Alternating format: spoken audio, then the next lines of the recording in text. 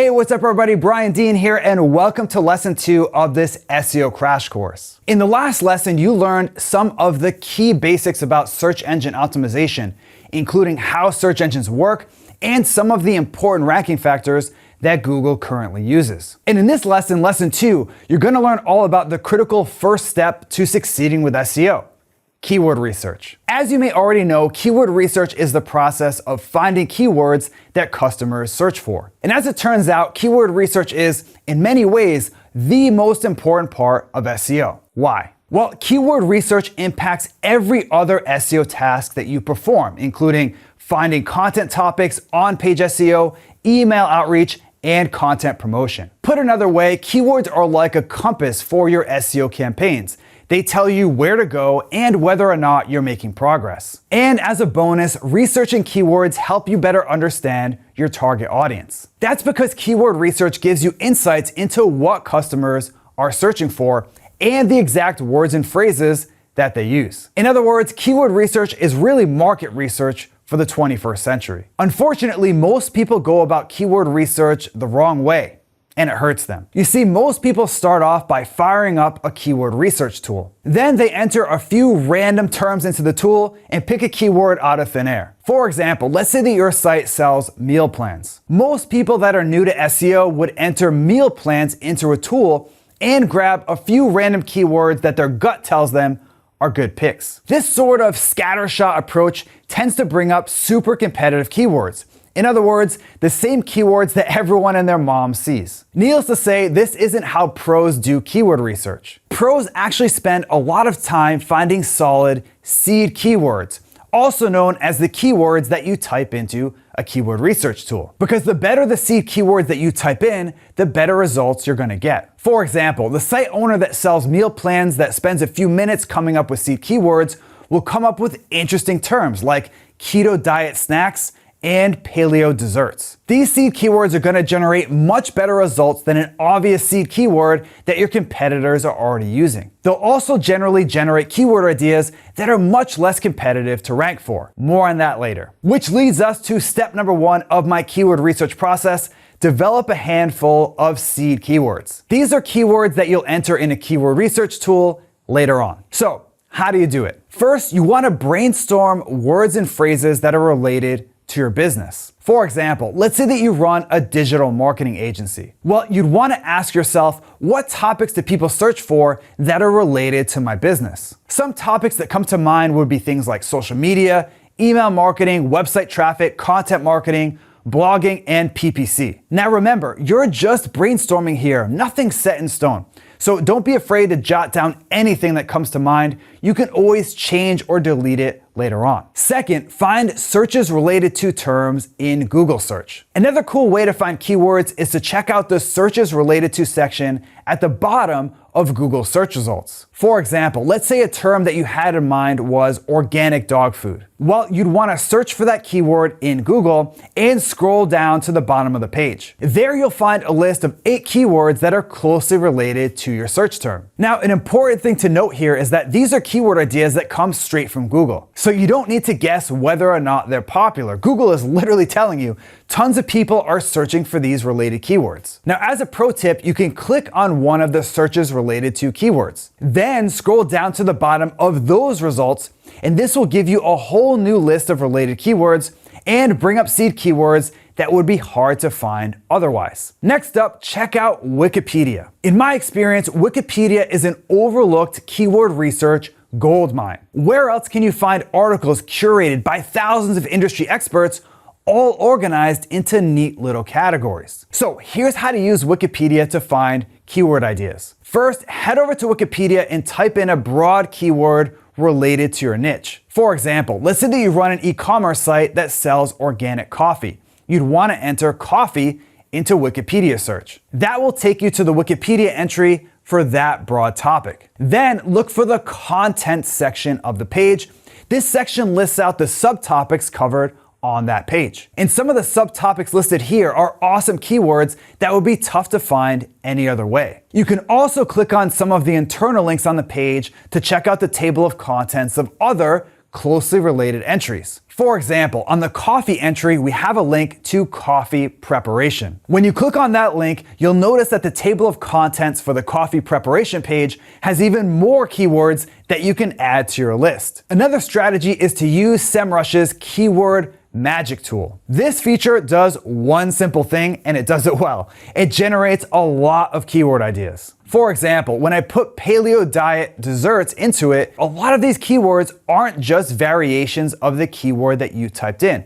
They're unique keywords that are actually really outside the box seed keywords. So quickly scan this list for anything interesting that stands out and move on to our final strategy, which is to find topics on Reddit. Chances are your target audience hangs out on Reddit already, which means you can usually find a lot of great keyword ideas on this platform. Here's how. So let's say that you run a site that sells organic dog food. So you'd head over to Reddit, then search for a broad topic that your target audience is interested in, and something that's related to what you sell. Then choose a subreddit where your audience probably hangs out. Finally, keep an eye out for threads that have lots of comments like this. In this case, you'd want to add dog food allergies to your seed keywords list. One thing to keep in mind about these strategies is that you don't need to execute all of them. Just choose the strategies that make the most sense for you and your business. The important thing is that at this point, you should have at least 5 and maybe even 20 or more seed keywords jotted down somewhere. Which leads us to step 2 of this process: generate keyword ideas. So now that you have a list of seed keywords, it's time to use the keyword research tool to generate new keyword ideas and find metrics on each keyword. For now, we're not going to worry about metrics. Instead, you're just going to enter each of your seed keywords into SEMrush's keyword overview tool. For example, let's say that one of your seed keywords is this. Just enter that seed keyword into this field, and SEMrush will give you a bunch of metrics on that seed keyword. Now, you can ignore these metrics for now because remember, our goal at this point is really just to generate lots of different keyword ideas based on the seed keywords that you just found. To find those ideas, click on Related Keywords. This brings up keywords that are variations of your main keyword like this, but also outside the box keywords that would be hard to come up with on your own, like this. Which leads us to our third step, which is to choose 5 keywords. So at this point, you have a bunch of potential keywords. What's next? You want to choose 5 high potential keywords. These are keywords that you'll create content around in the next lesson. You can always repeat these steps later on once your first 5 articles are finished. So back to this lesson, how do you choose 5 keywords with the most potential? When it comes to choosing keywords, there are 1,000,001 different factors to take into account, from seasonality to how much the keyword is trending up or down over time. And as you get more advanced to SEO, you can be a little bit more scientific when it comes to choosing keywords. But for our purposes of just getting started and making progress, you really only need to worry about 3 factors: competition, search volume, and revenue potential. Let me cover each of those factors right now. First up, we have keyword competition. As the name suggests, this is how hard it is to rank for that specific keyword in Google. If you're just starting out in SEO, or if your site is brand new, you do want to focus quite a bit on low competition keywords. That way, your site can get some early traction and traffic relatively quickly. And you can start to go after more competitive keywords later on. For example, when I first launched my site, I targeted relatively easy keywords like this. Then, as my site built up some authority, I started to target more competitive terms like this. To find low competition keywords in SEMrush, just click on this KD percentage button. Then choose Very Easy. This will bring up the lowest competition terms on the list. Now, if you don't find anything good with that filter, no worries. Just change it to Easy. This still brings up low competition terms. They're just not quite as wide open as those very easy keywords. Next, you want to see how many people search for the keywords that are still on your list, also known as monthly search volume. The question is, how many searches does a keyword need to make it worth optimizing for? The short answer is, it depends. The longer answer is, there's really no minimum search volume for everybody because every industry is completely different. For example, in my niche, B2B, a keyword with a search volume of 25,000 a month is really high. But in a B2C space like fitness, 25K is nothing. So I recommend choosing a keyword that has relatively strong search volume for your industry. Specifically, sort your keyword list in SEMrush by search volume. This will bring up keywords that have the most monthly searches, and you can scroll down the list from there. In general, more searches equals more potential traffic for you. So if a keyword has high search volume and low competition, that usually makes it a winner. But there's still one last factor to consider: revenue potential. Now, it's one thing for a keyword to get lots of searches and have low competition, but the more important question is, will that keyword actually make you any money? There are two ways to figure that out. First, check out the CPC in SEMrush. This is SEMrush's estimate of how much an advertiser generally spends for a single click in Google Ads. As you might expect, the higher this number, the better. For example, you can see that this keyword CPC is only a few cents. So even if you did rank for this keyword, it would probably only bring in mostly tire kickers. But this other keyword with similar competition and search volume has a cost per click of over $10. That keyword is much more likely to bring in paying customers. The second element of earning potential is called product keyword fit. In other words, does this keyword have anything to do with what you sell? Now, obviously, the closer the keyword is to your product or service, the better that searcher is gonna convert. That said, you don't always need to target keywords that are directly related